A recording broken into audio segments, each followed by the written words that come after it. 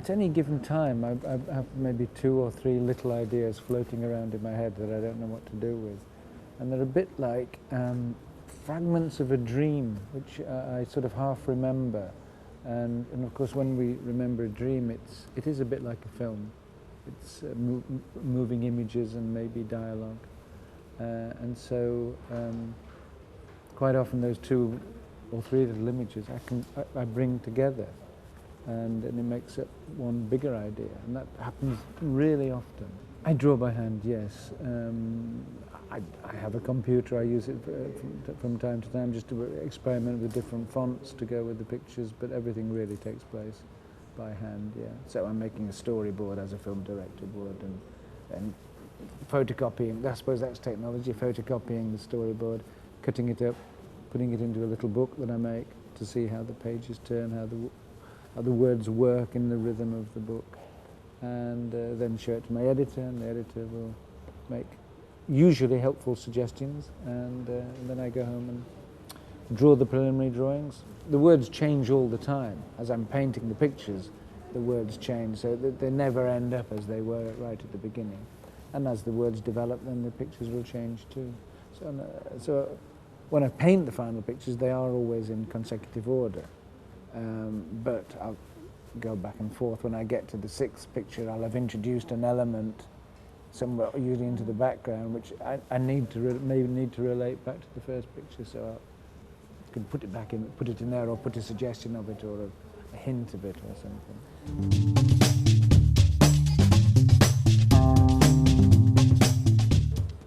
I thought it might have been something I would have been interested in if I didn't do picture books. People, children sometimes ask me, what would you like to have been? And I sometimes say a film director, but I don't think I would actually. Because a film director spends so much time trying to arrange enough money for the film to be made, and then choosing who's to be in it's a very long collaborative process, and I don't mind the collaborative aspect of things. It would be quite nice to work with other people. Sometimes I illustrate other people's stories, and that's quite nice to be able to discuss with them what somebody might be wearing when they're having breakfast, for instance. But really, it's picture books I like. It's the way the picture books tell the story. Physically, I like paint and paper and pencils, and maybe one day I'll have to change.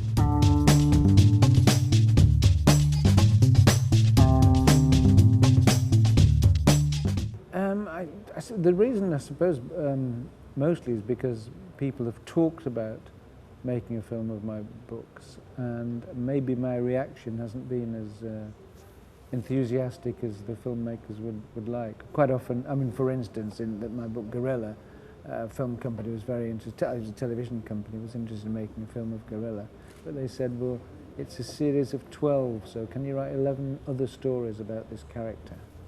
And that's not how I work. I can't work like that. I don't want to work like that. If the right director and the right offer and the right sympathetic treatment came up, then I might be interested. But there's been too many films of children's books that I've been disappointed in. I mean, 2 of my favourite picture books are Where the Wild Things Are and Jumanji by Chris van Allsburg. And there have been successful films made, but for me it was neither of the films had any of the power of the book.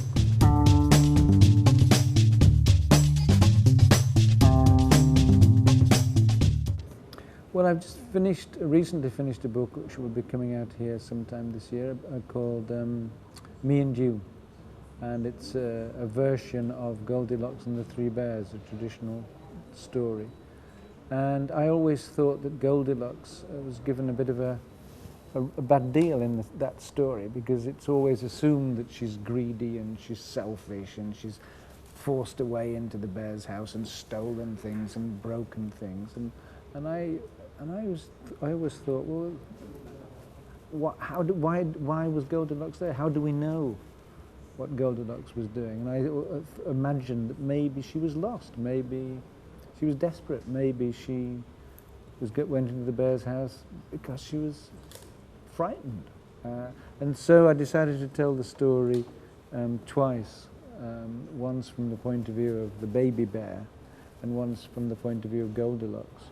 And at first I had the story, the baby bear story, the first half of the book, very happy, very golden and colourful and secure and safe. And the second half was Goldilocks' view of things. In this case, it was dark and bleak, and it's set in a city or a town. And she goes out shopping with her mother and loses her mother, and doesn't know what to do, and it's dark and it's cold and she's frightened. She sees this golden house with the door half open, and she goes in, and of course she does eat the porridge and falls fast asleep on the bed. And at the end of the story, she was chased out of the house by the bears, and in my original version she wanders off into the dark, bleak, cold, horrible city again, and it was a terrible ending. It was an ending with no hope, and I realised that, and I don't want to depress children. I like my endings to be kind of open or ambiguous, but I don't necessarily like happy endings which wraps everything up and say they all lived happily ever after. But I was very much concerned that this ending was too bleak. So what I did, I combined the two stories together. So on the left-hand side of a double-page spread, you have Goldilocks' story told just in pictures, almost like a graphic novel, and everything's painted in sepia. On the right-hand side, we get the bear's version, and of course, Goldilocks is just ahead of the bears. So when the bears come home from their walk, when they leave, while the porridge is cooling down, Goldilocks has disappeared from the kitchen and gone into another room, and so she's one step ahead. And at the end, she does get chased out of the house, but the baby bear looks staring out of the window, and it's him who's talking to us. He says, "I wonder what happened to her." And then we turn the next two pages and we see what happened to her. And there's a suggestion, quite a heavy suggestion, that everything's okay, that she finds her mother again. And she ends up in this kind of golden world, because when she finds her mother, all the sepia changes to gold.